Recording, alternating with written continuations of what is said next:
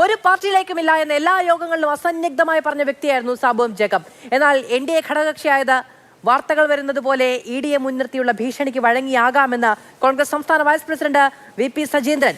ബിസിനസ്സുകാരനായതുകൊണ്ട് ലാഭമുണ്ടാക്കുന്നിടത്തല്ലേ Sabu M Jacob നിൽക്കൂ. 2020 പാർട്ടിയുടെ അവസാനമാണ് ഇത് എന്നും സജീന്ദ്രൻ.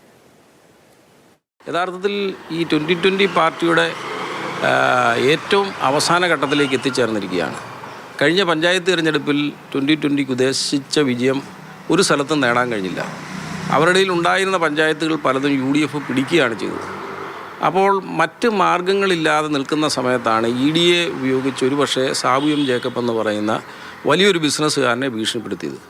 ഭീഷണിയുടെ മുന്നിൽ വഴങ്ങിയാവണം അദ്ദേഹം ഇപ്പോൾ NDA പ്രവേശനത്തിലേക്ക് പോയത്. കാരണം ഒരു പാർട്ടിയിലേക്കുമില്ല എന്ന് എല്ലാ യോഗങ്ങളിലും അസന്നിഗ്ധമായി പറയുന്ന ആളായിരുന്നു സാബു എം ജേക്കബ്. അദ്ദേഹം ഒരു ബിസിനസ്സുകാരനായതുകൊണ്ട് ബിസിനസ്സിൽ ലാഭം കിട്ടുന്ന എവിടെയാണോ അവിടെയല്ലേ അദ്ദേഹം നിൽക്കുകയുള്ളൂ.